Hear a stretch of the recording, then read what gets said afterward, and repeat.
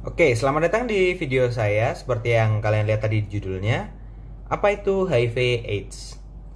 Sebelumnya, perkenalkan nama saya Farel Mangasi Nampitupulu. Tujuan saya membuat video ini adalah yang pertama adalah tugas. Tapi yang paling penting adalah saya ingin berbagi kepada kalian semua pengetahuan tentang HIV dan AIDS. Oke, pertama-tama saya ingin kalian terbuka dulu pikirannya. Buka pikiran dan buka hati saat mendengar saya berbicara di sini, karena pengetahuan itu bukan hanya saja semata-mata diserap oleh pikiran, tapi juga perlu dicerna oleh hati, dan kita perlu melakukan yang terbaik di kedepannya. Oke, HIV/AIDS. HIV dan AIDS adalah dua yang berbeda. HIV dan AIDS. HIV sendiri adalah Human Immunodeficiency Virus. Artinya, virus ini adalah virus yang menyerang sistem imun tubuh pada manusia. Sedangkan AIDS kepanjangannya adalah Acquired Immunodeficiency Syndrome. Jadi secara mudahnya AIDS adalah apa yang terjadi setelah manusia terkena virus HIV. Oke, mari kita andaikan tubuh manusia adalah sebuah negara. Dan tentunya di sebuah negara yang hebat pasti ada tentara yang hebat. Kita andaikan sistem imun tubuh kita adalah tentara yang hebat tersebut. Virus HIV menyerang sistem imun tubuh kita. Jadi kayak diandaikan tentara, mereka ini diserang oleh virus HIV. Ya, virus-virus ini mematikan sistem imun tubuh manusia. Jadinya manusia nggak punya perlindungan apa-apa lagi dong. Jadi virus HIV ini pintar dia nyerangnya bukan negaranya langsung, dia nyerangnya pertahanannya dulu. Sehingga saat pertahanan sudah tidak ada, negara ini bisa diambil secara mudah. Diambil oleh apa? Tentunya oleh virus-virus yang lain, bukan oleh virus HIV. Virus HIV hanyalah menyerang sistem imun tubuh. Dengan begitu, sistem imun tubuh manusia sudah tidak ada, jadi virus-virus lain itu dengan mudah bisa masuk ke dalam tubuh manusia. Nah, ini bagian yang paling menyeramkannya. Begitu virus HIV masuk ke dalam tubuh manusia, partikel virus HIV ini akan bercampur dengan DNA manusia. Sehingga sekali seseorang terkena virus HIV, seumur hidup dia akan mengidap HIV tersebut. Dan sampai sekarang sayang sekali belum ditemukan obat untuk mengobati virus HIV ini. Nah, pastinya kalian sering dengar lah ya, HIV, AIDS, orang yang terkena HIV. Dan apa yang ada dalam pikiran kalian? Orang-orang yang nakal, orang-orang yang suka pakai narkoba, suka berhubungan seks bebas. Sebenarnya nggak semua sih. Makanya di awal tadi aku bilang kalian harus buka hati dan buka pikiran. Karena tidak semua orang yang terjangkit virus HIV adalah orang-orang yang nakal. Saya akan jelaskan sedikit tentang sejarah singkat virus HIV. Virus HIV ini sebenarnya pertama kali ditemukan adalah di benua Afrika, di rumah sakit kecil pada tahun 1970-an.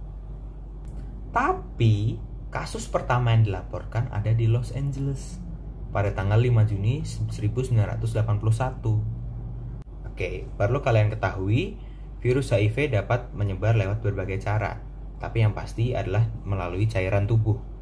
Cairan tubuh yang dimaksud di sini adalah darah, air mani, cairan vagina, air susu ibu yang terinfeksi HIV. Nah, itu yang bisa untuk menyebarkan virus HIV. Tapi ini yang tidak bisa untuk menyebarkan virus HIV, yaitu air liur, keringat, sentuhan. Nah, itu nggak bisa buat menyebarkan virus HIV.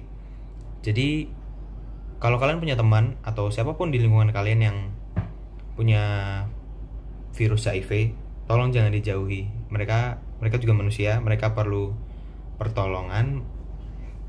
Ya, mereka perlu teman. Jadi jangan terlalu dijauhi. Karena virus HIV itu tidak bisa menular lewat kontak kulit, itu juga tidak bisa. Melalui sentuhan, ciuman, gigitan nyamuk tidak bisa. Jadi kalau misalnya kalian punya teman, dia punya mengidap HIV dan nggak sengaja kayak kesentuh tangan, kayak kesenggol, kayak aduh, kalian nggak usah takut, jangan panik langsung, Karena HIV itu tidak bisa menyebar lewat sentuhan atau kontak kulit. Nah, cara penularan HIV. Penularan HIV itu sangat mudah sekali ya, karena hanya dengan cairan tubuh. Yang pertama adalah dengan seks bebas. Jadi melakukan seks bebas itu dapat menularkan virus HIV. Karena sebenarnya virus HIV ini itu tidak menimbulkan gejala yang langsung. Gejalanya itu sangat lama. Bisa berkisar antara 5 sampai 10 tahun. Tapi saat orang itu melakukan seks bebas dengan orang yang mengidap HIV, dia tidak akan sadar. Misalnya, ini cowok, ini cewek, cowoknya mengidap HIV, lalu mereka berhubungan, ceweknya ini juga akan mengidap HIV. Lalu misalnya ceweknya ini ganti ke cowok yang lain, melakukan hubungan, cowoknya yang lain ini dia juga akan mengidap HIV. Nah, maka dari itu bagi kalian semua orang-orang di luar sana, kalau udah punya pasangan yang setia, gak usah gonta-ganti pasangan. Kalau misalnya kalian sudah menikah dan ingin berhubungan, tapi kalian tidak yakin apakah salah satu dari kalian adalah carrier virus HIV, lebih baik diperiksa dulu. Karena jika salah satu saja dari kalian ada yang mengidap HIV, kasihan anaknya kalian nanti.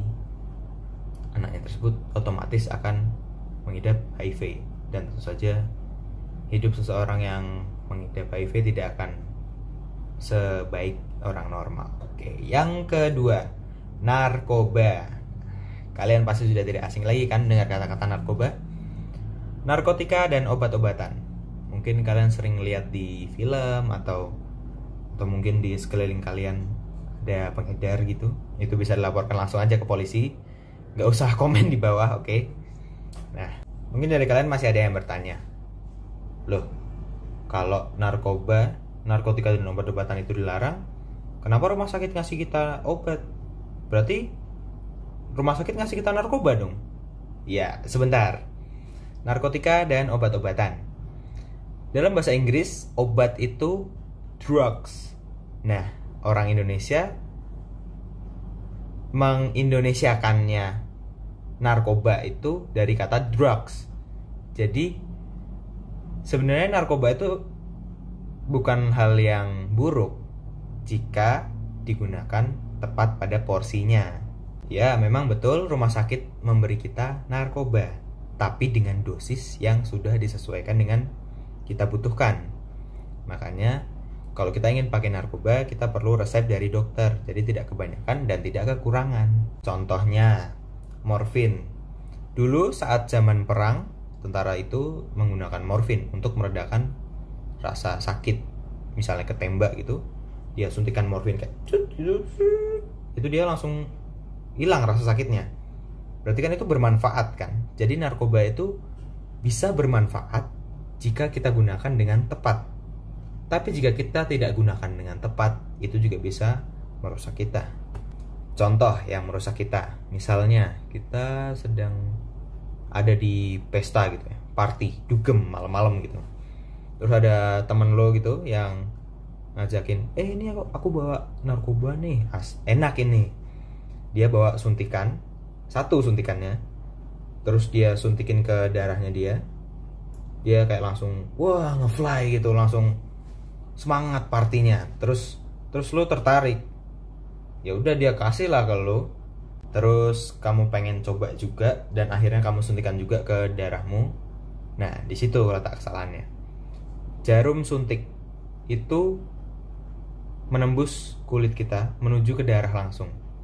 Nah, jika kamu tidak tahu temanmu itu seorang carrier HIV, kan bahaya.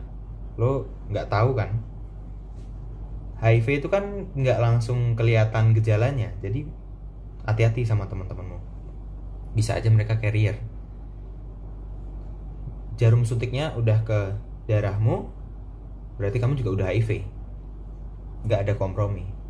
Yang ketiga, bayi dari ibunya. Ini yang agak kasihan, karena bayi ini nggak bisa ngelakuin apa-apa untuk menghindar dari virus HIV ini, karena ibunya sudah mengidap HIV.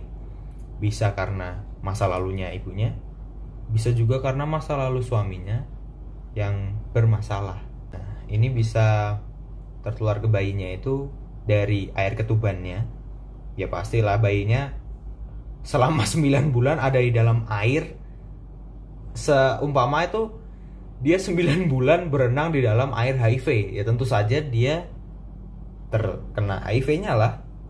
Terus dia udah lahir, terus dia minum air susu ibu. Nah, air susu ibunya itu tentu saja juga punya HIV. Jadi pure lah, anak itu pure HIV carrier. Yang keempat, transfusi darah. Nah, ini yang biasanya kayak agak, ini jarang terjadi sih. Karena rumah sakit sekarang kalau mau transfusi darah, orang yang mau mendonorkan darahnya itu bakal diperiksa dulu darahnya. Jadi apakah dia ada virus apa. Nah, kalau misalnya ada virus HIV ini, tentu saja darahnya yang didonorkan itu tidak akan digunakan kepada pasien yang membutuhkan darahnya. Gini contohnya nih, misalnya kamu kecelakaan, terus kamu kehilangan banyak darah. Pastinya pada saat itu kamu perlu donor darah kan? Kamu perlu transfusi darah dari orang lain. Misalnya kamu bergolongan darah O, golongan darah yang langka itu kan. Jadi mungkin aja di rumah sakitnya itu nggak sedia golongan darah O. Dan tiba-tiba ada orang lain di rumah sakit itu golongan darahnya O. Dia pengen bantuin kamu. Tapi karena udah mepet waktunya, dokternya nggak sempat meriksa darah pasiennya tersebut. Jadi langsung diambil aja tuh darahnya, langsung ditransfusiin ke kamu. Nah, di situ letak kesalahan rumah sakitnya. Seharusnya rumah sakit memeriksa dulu darahnya, tapi ya terpaksa kan, kamu kan perlu darah secepatnya. Nah, jadi gini nih cara pencegahan agar kalian tidak tertular virus HIV.